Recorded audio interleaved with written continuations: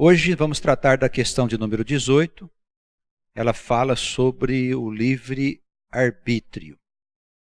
É importante nós teorizarmos a respeito desta questão, porque o homem ele já discutiu muitas vezes se tem ou não liberdade de fazer o que quer.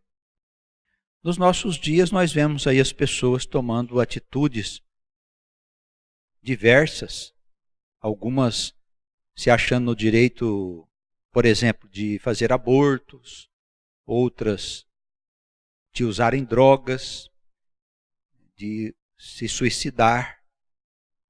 Vivemos num tempo em que as pessoas pensam ter liberdade para fazer o que quiserem. Elas acreditam que são donas do seu futuro, da sua vida e do seu corpo. E com isso elas poderiam fazer aquilo que fosse conforme a vontade de cada um. Claro que esse ponto de vista é um ponto discutível. Quando nós olhamos a vida sob um ponto de vista de Deus, então tudo fica diferente, porque o homem deixa de ser apenas um corpo para ter uma alma, e se tem alma, essa alma ela é responsável perante o Criador, que fez todas as coisas, diante dos seus atos. E por isso nós temos a palavra de Deus que diz o que é certo e o que é errado, para que nós tenhamos uma referência. O homem não se importa muito com isso, não, porque hoje, iludido pela ciência, pelos meios de comunicação, ele acredita que encontrou a sua total liberdade. Mas nós vamos ver em breve tempo que essa liberdade é ilusória e que é ela mesma que vai conduzir o mundo para a sua derrocada. É importante, pois, nós tratarmos desse tema. Ele já foi discutido em vários períodos da história, e há aqueles que defendem que não existe livre-arbítrio e outros que existe. Então vamos ver aí no ponto de vista da ciência de Deus. Questão número 18. O homem tem livre-arbítrio? Ao examinarmos os livros da lei, os profetas, o Evangelho de Jesus e demais documentos da Nova Aliança, pode-se compreender que o homem não tem liberdade absoluta em relação à sua existência material. O homem considera o livre-arbítrio o corolário de sua curta vida no mundo.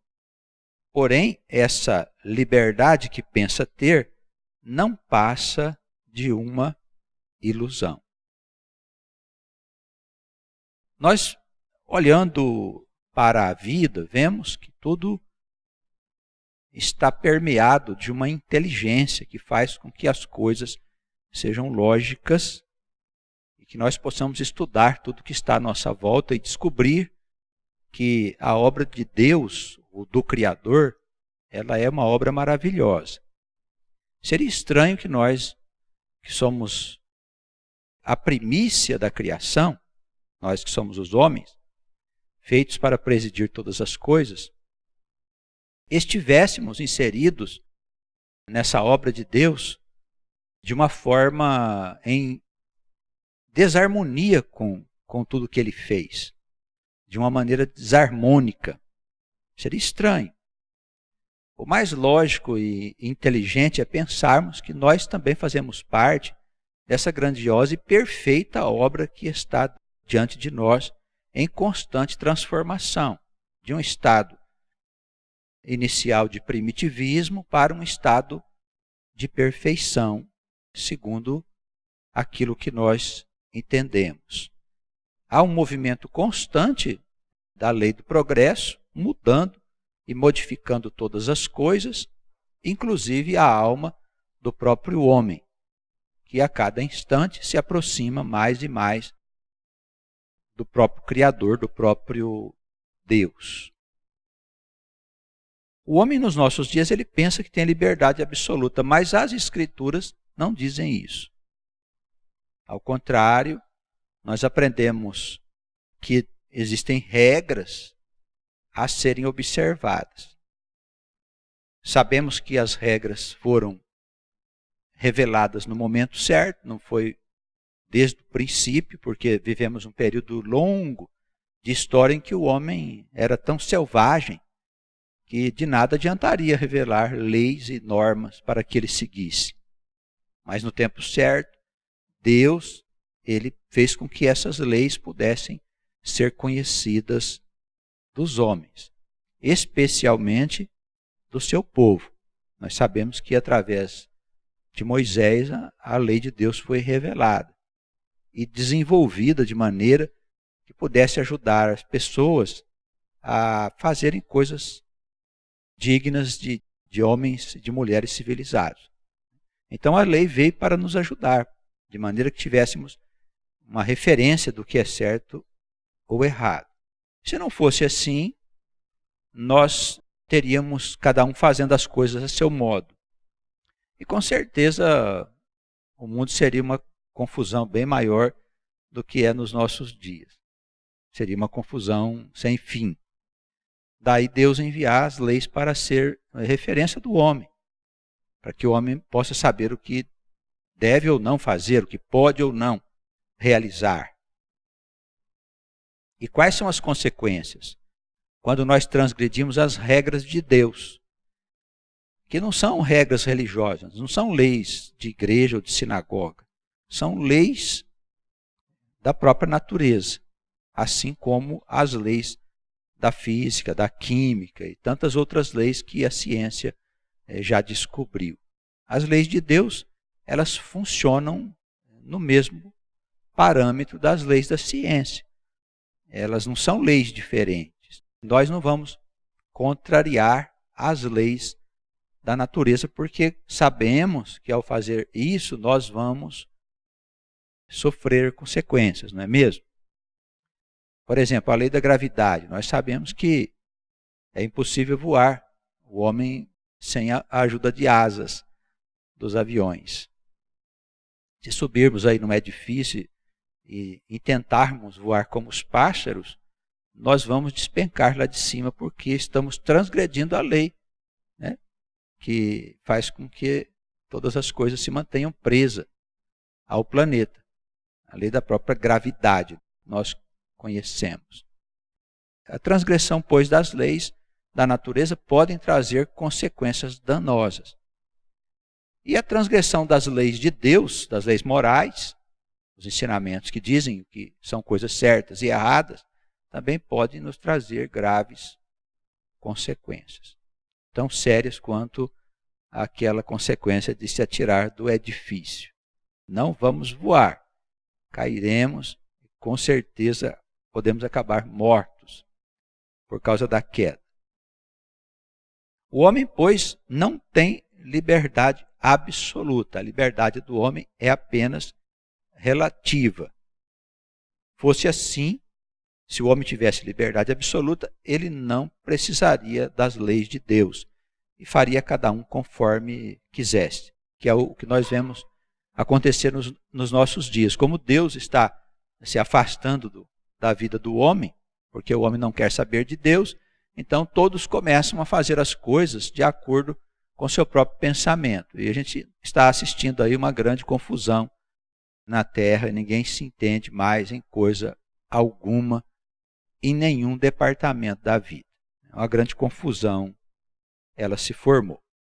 O apóstolo Paulo, segundo o parágrafo aí da nossa questão 18, ao discursar em Atenas, ele disse que nós vivemos, existimos e nos movemos em Deus.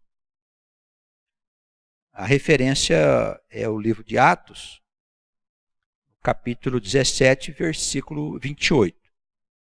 Isso quer dizer que o homem, ele vive mergulhado no oceano divino. Podemos tratar a manifestação de Deus na criação como se fosse um oceano.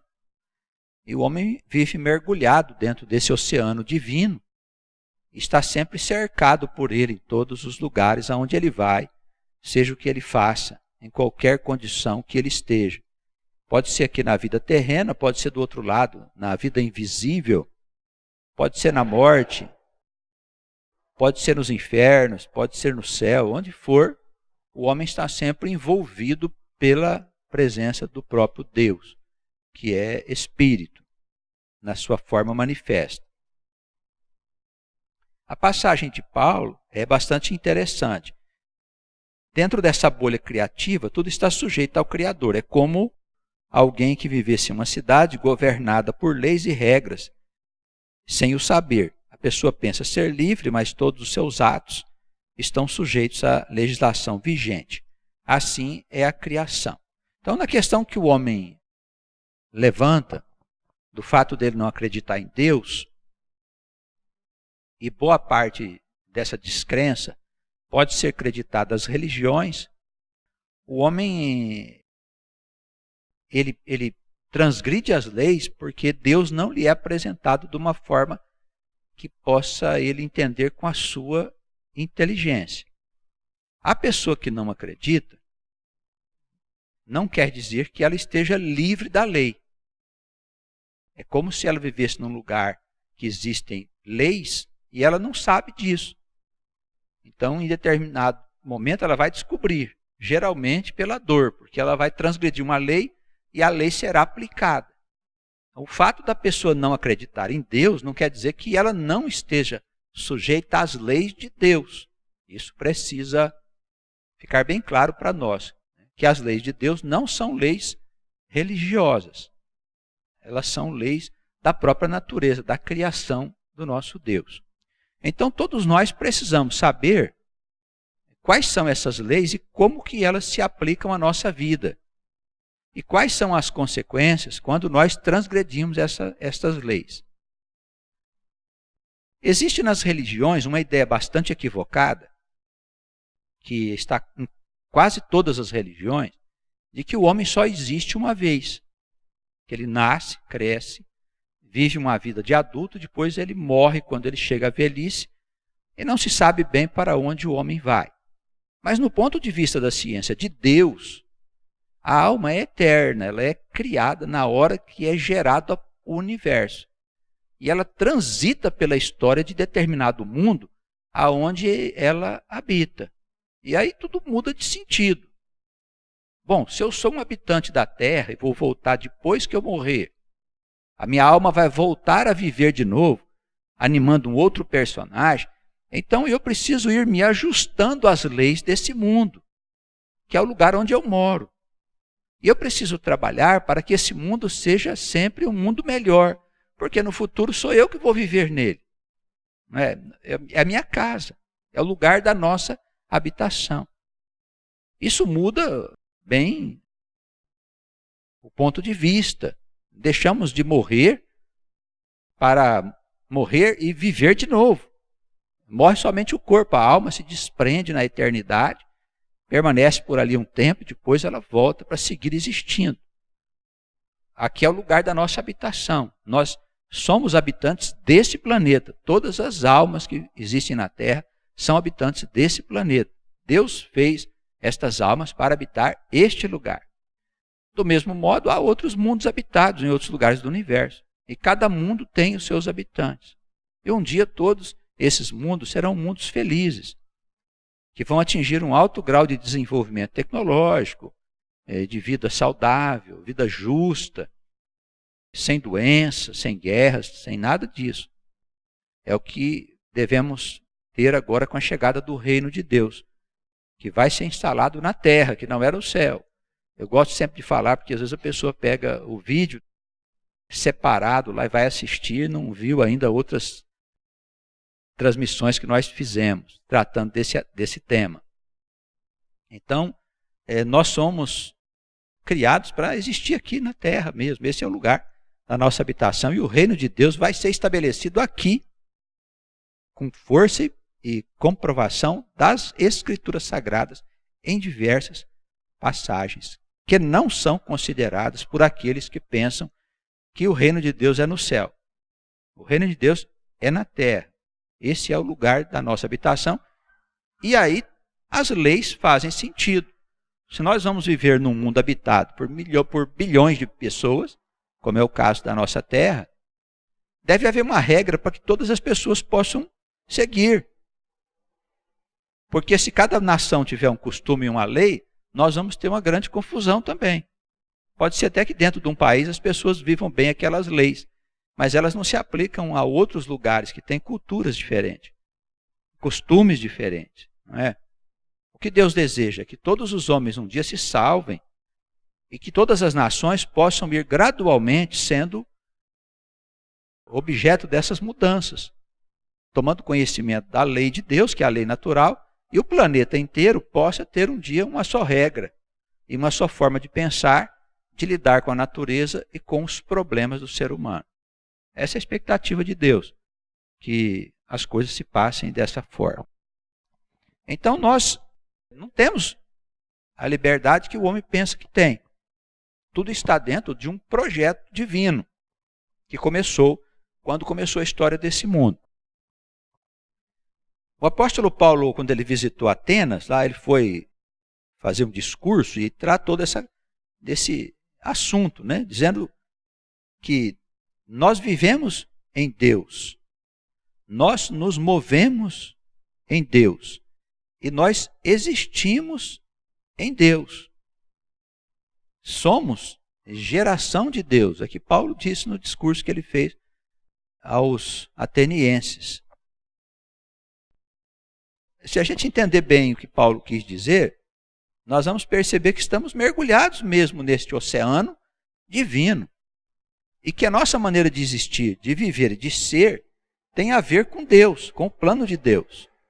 Eu pergunto aos irmãos, será que os nossos sofrimentos, eles não seriam motivados porque nós vivemos distantes de Deus, ou afastados dele, ou apartados desse nosso Deus? Nosso sofrimento não seria isso? Outra pergunta, o sofrimento dessa humanidade, ele não seria proveniente da falta de conhecimento a respeito do Deus eterno, das suas regras, de como que se aplicam essas regras na vida de todas as nações? Certamente, irmãos, a resposta é sim. O homem tem pouco conhecimento de Deus, porque ele pensa que é livre e que pode fazer o que ele quiser da sua vida, seja da sua vida pessoal ou da nação onde a pessoa está vivendo. Então, Paulo nos ensina aqui preciosa lição, mostrando que não há como nós existirmos, vivermos ou nos movermos sem que Deus esteja sempre cuidando de nós. Vamos conhecer este Deus maravilhoso, procurar andar nos seus caminhos, e Ele tem uma paciência enorme com todos nós, para nos conduzir no caminho que Ele deseja. Não adianta a gente pensar em mudar a nossa vida, sendo que essa mudança não faz parte do plano de Deus, não vai dar certo. É só esperar um certo tempo, você vai ver que tudo correrá da forma contrária que você esperava. Porque nós temos que andar segundo os propósitos do nosso Deus. A alma nasce do eterno e existe em um ambiente criado e governado pela mente divina. Todos os movimentos, pensamentos e ações da alma, em qualquer lugar que ela esteja, se nesse mundo ou qualquer outro mundo, se nos céus, na luz ou nas trevas, tudo é percebido por Deus, que na sua onipresença governa todas as coisas. Então nós colocamos aí uma referência do Salmo 139, nos versículos de 7 a 10. Os irmãos, na outra página, no finalzinho da questão, encontra a referência aí, o Salmo de Davi, o salmista dizendo: para onde mirei do teu espírito? Ou para onde fugirei da tua face? Se subir ao céu, lá tu estás. Se fizer no inferno a minha cama, eis que tu ali estás também. Se tomar as asas da alva, se habitar nas extremidades do mar, até ali a tua mão me guiará e a tua destra me susterá. Então, nós encontramos nas Escrituras, em várias passagens, esse pensamento de que Deus está em todos os lugares. Não há lugar para nós nos escondermos de Deus. Em lugar algum. Ou nós fazemos alguma coisa que Deus não vai saber. Tudo que nós fizermos, por mais oculto que seja, Deus sabe. Então, não pensamos ainda, Deus já sabe. Não pedimos, Ele já sabe das nossas necessidades. Porque nos movemos, vivemos e existimos em Deus. Isso para nós basta, porque sabendo disso, nós já entendemos que não há algum lugar onde a gente esteja vivendo sem Deus. Então é melhor a gente estar em harmonia com Deus do que a gente viver em desarmonia com Ele e sofrer as consequências da quebra das regras da própria natureza. Tá bem? Isso é importante para nós. Por ignorância espiritual, a alma pensa que é livre, pois na vida carnal ela tem liberdade de escolha. Seja qual for a escolha que ela fizer, sua ação será percebida e conduzida em suas consequências pelo Eterno. Paulo afirma que o homem tem apenas 2 caminhos a seguir. E aí a instrução de Paulo é muito preciosa, porque nós acreditamos que ele, sendo um rabino judeu, ele tinha muito conhecimento. Ele tinha acesso a muitos conhecimentos que os outros discípulos do Senhor, apóstolos, não tiveram. Exceção para o apóstolo João, que deixou uma narrativa evangélica um pouco mais profunda em termos de conhecimento. Mas Paulo era um rabino judeu convertido ao Senhor. E consideremos também que ele não faz referência aos evangelhos, porque os evangelhos na época de Paulo ainda não haviam sido escritos. Eles eram histórias que as pessoas contavam. Então, Paulo não teve acesso, ele não faz nenhuma referência aos evangelhos que nós conhecemos, aos 4 evangelhos. E a nenhum outro. Ele mesmo foi entender quem era o Cristo através das escrituras do chamado Antigo Testamento. Tá bem? Então, Paulo afirma em vários lugares que o homem tem apenas 2 caminhos a seguir. Ou ele serve a Deus, ou ele serve ao pecado. Então não há uma terceira via aí, né? Ou nós servimos a Deus, ou aos interesses da matéria, da carne. Quais são os interesses da carne? Essa loucura que está aí fora. Eu nunca vi o homem tão dominado por uma ideia de fortuna e de destino, né? Porque são os deuses lá citados nas Escrituras, né? Fortuna que o homem quer se enriquecer, destino porque ele acha que pode fazer o seu destino. E com essa tecnologia que está aí, ele pensa que agora ele achou a resposta para os seus males. E isso não é verdade, não. O homem, ele está destruindo as bases da vida comunitária, da vida das pessoas civilizadas, quebrando as regras de Deus e se entregando ao amor pelo dinheiro, pelas riquezas, conforme a gente vê. Os meios de comunicação só falam de negócios, de sucesso, de prosperidade, só falam disso, não tratam de outro assunto. Pouquíssimas reportagens nós vemos tratar de coisas relacionadas com o bem, no ponto de vista do nosso Deus. É só riquezas, bens terrenos, materiais, ajuntamentos de empresas, de países, para vender mais, para ganhar mais, para ser mais bem-sucedido. Só vemos esse tipo de coisa. Então o homem, ele preferiu adorar o Mamum, que é o Deus das riquezas, e deixar de lado o Deus de Israel. Então o que Paulo fala é verdade. ou você serve a Deus ou serve ao mundo.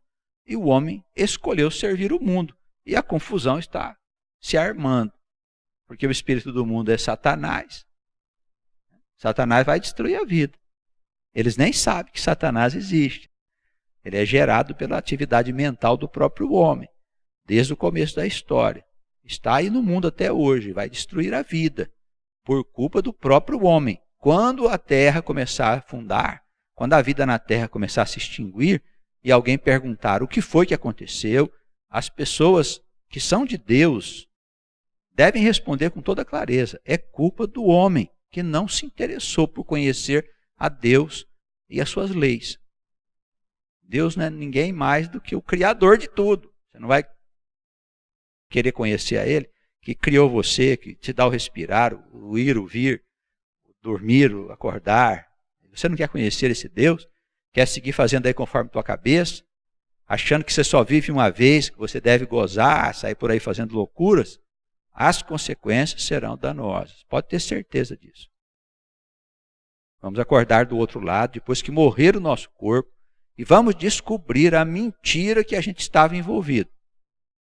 Vamos descobrir a mentira que nós estávamos tendo como verdades aqui na Terra. Não há, pois, liberdade conforme a vontade do homem. Não há livre-arbítrio, mas sim servo-arbítrio. Essa palavra servo-arbítrio quer dizer que, na verdade, nós servimos a Deus e somos escravos de Deus. Aí você prefere ser escravo de Deus ou do mundo? Nós preferimos o nosso Deus, porque o Senhor, Ele é bom. Ele só quer o nosso bem. As regras de Deus não foram criadas para impedir o homem de ser feliz, mas para que o homem possa ter referências para não fazer da sua vida um inferno. Tem gente que faz da sua vida um inferno porque não tem Deus. É simples. Tenta achar Deus nas religiões, não acha. Deus não está nas religiões. Nas religiões existe o espírito das religiões. Cada igreja tem seu espírito. Aqui também tem um espírito. Resta saber se ele é de Deus ou não. Mas as pessoas não encontram Deus, o Deus verdadeiro, o Deus de Israel, na maioria das religiões. Infelizmente, é isso que está acontecendo. Então o homem vive servindo ao quê? Servindo ao diabo, servindo aos interesses da carne, aos interesses da matéria, aos interesses das riquezas, esquecidos do nosso Deus. Então, esse tema livre-arbítrio foi discutido na época da Reforma Protestante.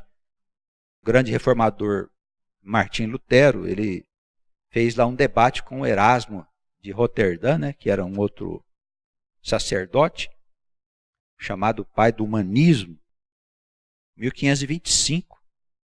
Ele publicou um trabalho chamado A Escravidão da Vontade, ou do Servo-Arbítrio, onde ele discutiu isso com Erasmo de Roterdã, mostrando que o homem, na verdade, não tinha livre-arbítrio, mas sim um arbítrio servo.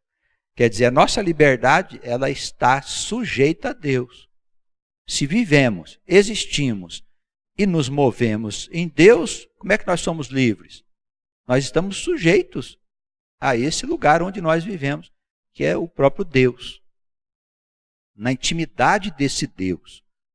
Então não há liberdade como pensa o homem. Compreende-se dessa forma a insistência dos profetas em instruir a humanidade por meio da palavra de Deus. Primeiramente o povo e depois as demais nações, que é o grande plano do Eterno para o seu povo. Compreende-se assim a necessidade dessa instrução por meio da palavra de Deus, de modo que os homens possam encontrar sua verdadeira felicidade e servindo aos propósitos do Criador. Você não tem como servir os teus propósitos. O homem quer fazer hoje o seu futuro e vai se dar mal. Porque Deus deixa, ele entregue as suas paixões, os seus sonhos, para que ele aprenda as consequências danosas de se caminhar sem considerar o Criador. Qualquer movimento que se fizerem contrário aos planos de Deus se cai na escravidão do pecado. Pela ação corretiva da lei, e a lei de Deus, ela é uma lei da natureza, como eu disse, está em todos os lugares. Se você fizer uma coisa errada, ela vai corrigir o seu erro, geralmente com situações de sofrimento. Como se fosse uma lei de plantio e colheita. Se você faz, você recebe de volta o que você faz. Se é o bem, é o bem. Se é o mal, você recebe o mal. De maneira que você aprenda que você não pode fazer coisas que possam prejudicar a você e ao seu próximo. Tá bem? Porque isso é transgredir a lei maior. Qual a lei maior? Amor a Deus e amor ao próximo. Então, se fizermos um movimento em contrário à lei de Deus, nós vamos ser escravos do pecado. E a lei vai corrigir. A má semente produzirá consequente colheitas de sofrimento. A alma, ela existe no seio de Deus e somente poderá ser feliz se compreender que não há outro caminho senão a vida de amor ensinada pelos profetas e por Jesus Cristo, que é o nosso Senhor e Messias. A verdadeira liberdade existe somente onde há o Espírito de Deus. Aí colocamos, para concluir, a passagem que está em 2 Coríntios, na segunda carta de Paulo, à igreja de Corinto, capítulo 3, versículo 17. Ora, o Senhor é o Espírito. E onde está o Espírito do Senhor, aí há liberdade. Então, não há um Deus no céu. Deus está em todos os lugares. Ele é o Espírito.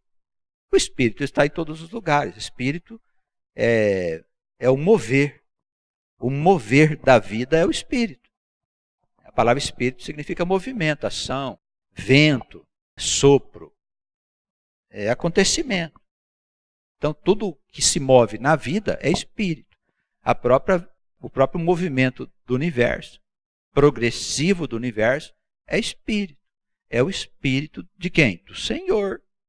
Então, se nós estamos no Senhor, aí há verdadeira liberdade. O que é a verdadeira liberdade? Você andar de acordo com a criação, em harmonia com a criação. Você vai ser feliz, você não vai ser impedido de ser feliz, porque nós somos eternos. Nós não morremos, morre só o corpo. A alma volta a viver em outras ocasiões, conforme o projeto de Deus, animando outros personagens. Tá bem? Que Deus nos abençoe, nos conceda alegria e paz e verdadeira liberdade, né? Que nós possamos compreender o Senhor na sua profundidade, não sob um ponto de vista das religiões, mas sob um ponto de vista da ciência eterna, que é a ciência de Deus, a ciência da natureza. E aí vamos entender que nós estamos inseridos na criação. Nós não saímos do nada, como pensa aí a teologia tradicional. Não há nada tão estúpido como pensar que você foi criado de coisa alguma. Nós fomos nascidos de Deus e por isso fomos chamados deuses pelos salmos e pelo próprio Jesus. Então que Ele nos ajude a avançar firmemente e com coragem rumo ao futuro, porque o reino de Deus está próximo. Amém.